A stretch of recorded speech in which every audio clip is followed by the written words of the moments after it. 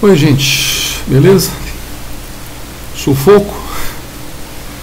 Bom, a aula de hoje, a videoaula de hoje, ela vai versar sobre uma coisa que, como eu já havia adiantado anteriormente, ela está no centro de qualquer discussão sobre se um fármaco, um medicamento, um candidato, alguma determinada substância é capaz de bloquear uma determinada enzima ou não, entendeu? E que também por essa Covid-19 está muito sendo debatido, que são chamadas reposicionamentos de fármacos, por exemplo, né? Você de repente utilizar a dexametasona, que serve para alguma coisa relacionada a processo anti-inflamatório, para uma outra coisa, novos fármacos que estão surgindo com possibilidades de inibição da atividade de enzimas do capsídeo viral, como a própria spike, né? Anticorpos monoclonais que estão sendo desenvolvidos também para testes diagnósticos e mesmo para terapêuticos, ou seja, um universo de informações. Isso só dentro do Covid-19. Agora, se a gente estender isso para as discussões fora desse período, um captopril, lisinopril, um xenical para perder peso, sabe? Um Viagra, essas substâncias todas, um Tilenol, uma dipirona, são substâncias que alteram a função biológica das enzimas. Esse alterar, no caso dessas, é inibição, tá bem? Então a ideia dessa videoaula, ela será dividida também provavelmente 3 videoaulas distintas, mais ou menos 20, 30 minutos cada uma, é mostrar para vocês como que o formalismo básico está por detrás, ou que está por detrás, né, dessa capacidade de medição da atividade biológica de uma enzima. E eu coloco isso de uma maneira assim, até eu vou usar o quadro, tá bem? Eu coloco isso aqui, então o nome para isso, bem grandão, seria cinética enzimática. Tá? Discutir um pouco de cinética enzimática. Beleza, está aqui, cinética enzimática. O que está por detrás da cinética enzimática? Está por detrás é o seguinte, ó, você tem uma proteína qualquer, tá? Então isso aqui é uma proteína qualquer, passa essa proteína por um processo térmico qualquer e essa proteína, de repente, ela perde a sua estrutura, a sua conformação original. Beleza. Se essa proteína for uma proteína com vistas à alimentação, por exemplo, os aminoácidos estão preservados aqui, mesmo que ela tenha sido submetida à termização, né? Quer por uma fervura, cocção, micro-ondas comum, domiciliar, ela continua. Quer dizer, a perda nutricional, a perda da informação daqui para cá, até existe, porque há degradações de alguns aminoácidos ou processos de oxidação sob termização, mas o número dos aminoácidos é o mesmo, né? Se você pegar um antibiótico, vamos pegar aqui um antibiótico. Se você pega um antibiótico e passa pelo mesmo processo desse antibiótico, esse antibiótico vai ter uma função biológica depois de você submetê-lo a uma termização? Provavelmente não. Ele perde a sua função biológica. A massa desse antibiótico está lá, mas ele perde a sua função biológica nesse processo. Qual que é a função biológica dele? É bloquear o crescimento ou mesmo matar células não desejadas, quais sejam bactérias, né? Então existe uma ideia por detrás disso que é muito simples. Uma coisa é você medir a massa de um composto numa balança. Ela sempre vai ser a massa de um composto numa balança. A outra é você saber como que você mede a atividade biológica daquele material. Tá certo? Quando a gente fala em cinética de enzimas, cinética enzimática, a gente está interessado em ver a atividade. Porque do que adianta você ter 1 quilo de uma enzima qualquer, se você submeteu ela a um processo térmico, ou se submeteu ela a algum outro, ou sem submeter nada ao longo do tempo, ou ao longo do acondicionamento em geladeira que seja, ou na prateleira, chamado shelf life, vida de prateleira, ela vai perdendo a sua atividade biológica, como ocorre com o antibiótico. Se você observar, bate um Google para você ver, o antibiótico deve ser conservado, aqueles mais xaroposos, de 5 a 7 dias na geladeira, depois aberto no máximo. Há formulações em pó, não. Outra coisa interessante é que você pode notar no exemplo do antibiótico, você nunca compra a massa. Você já viu? Você nunca compra 1 grama, meio grama. Você sempre compra um negócio chamado U, que representa unidade. E aí você compra um antibiótico como, por exemplo, 5.000 U. Por exemplo, 10.000 U.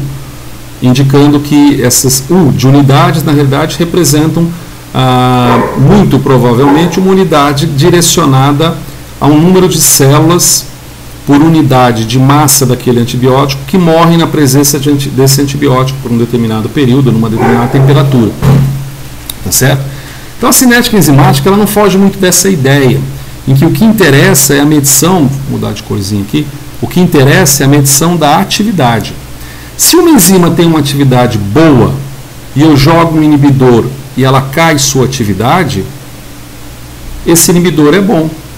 E esse é o princípio do desenvolvimento de novos medicamentos pré-Covid-19, Covid-19 e pós-Covid-19. A grande maioria dos medicamentos são inibidores enzimáticos. Você pode ver isso em bulas de remédio. Tá bem? Bom, nesse sentido, resta para nós entender um pouco de onde que se originou essa ideia da cinética enzimática, através da... Eu vou descer aqui. Ah, não, eu tinha falado que eu iria para a direita, depois ia descer. É uma coisa assim? Ah, mas aí no quadro fica meio esquisito, né? Tá bom, a gente faz assim. Se eu separar aqui, ó. Vamos ver se eu tenho dois. Aí, ó. Beleza, ó. Tem um espaço legal para poder aproveitar. Então eu posso cortar por aqui, ó. Tá bem? Então, se eu chamar isso aqui de 1, eu passo a chamar isso aqui de 2, ó. Certo? Quadrante. Bom, essa ideia, ela surge do seguinte aspecto. Como é que funciona uma enzima? A gente pega uma enzima, essa enzima se combina com o substrato, né? Isso está no vídeo aula anterior. Eles entram num equilíbrio que é um equilíbrio muito rápido, instantâneo, eu diria, instantâneo, formando um complexo enzima-substrato.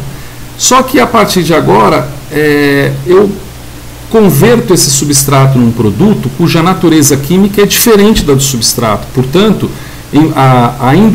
vamos dizer assim, ainda que o equilíbrio químico de você unir a enzima ao substrato seja instantâneo e rápido, porque depende de forças muito fracas, como as interações de ligações de hidrogênio, como interações iônicas, pares iônicos, como íon dipolo, etc., Van der Waals, inclusive, forças de London, a transformação, a conversão do substrato em produto já envolve quebras de ligações covalentes, muitas vezes, formações de outras ligações, o que dá uma velocidade mais lenta.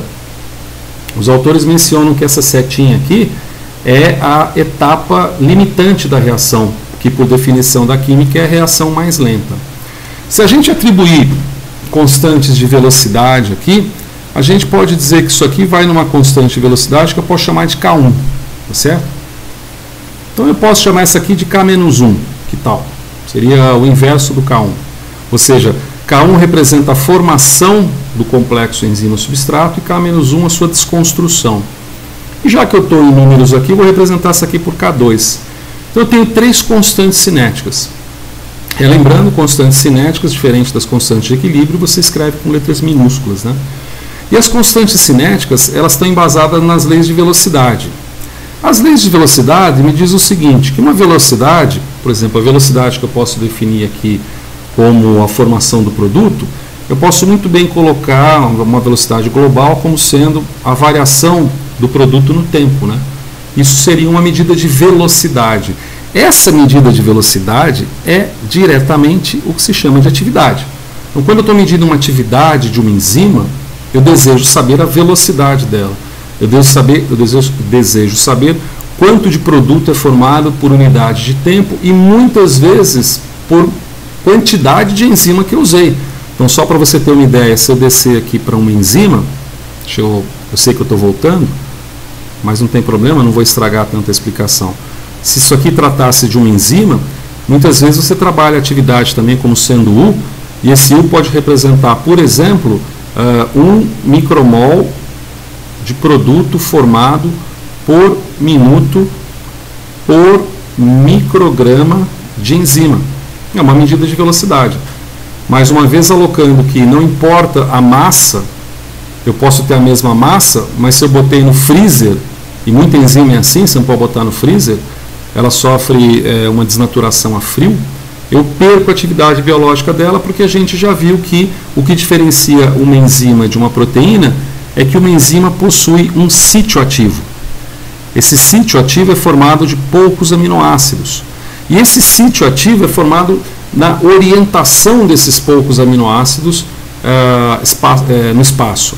Então, se eu pego 3 aminoácidos aqui que participam de um sítio ativo, quando eu desnaturo termicamente a proteína, eles podem estar em situações geoespaciais, geoespacial é ótimo, em situação topológica completamente diferente da sua origem. Aí eu perco a atividade biológica da enzima. Mas, enfim, voltando, a gente tem, então, esse sistema, tá certo? Pela lei de velocidades, então vamos colocar aqui, ó, pela lei de velocidades, eu posso definir algumas dessas constantes de velocidade. Eu posso usar algumas constantes de velocidade para definir. Eu posso dizer alguma coisa como a velocidade de... Olha lá, vai os cachorros de novo. Uma velocidade que eu vou chamar de F, tá? Vamos dizer, seria a velocidade de formação de S. Então, isso aqui seria uma velocidade de formação de S. Isso aqui é oposto, por exemplo, à velocidade de desconstrução de S, tá? Então, isso aqui seria a velocidade de desconstrução de S. Aquelas coisas da vida real, né?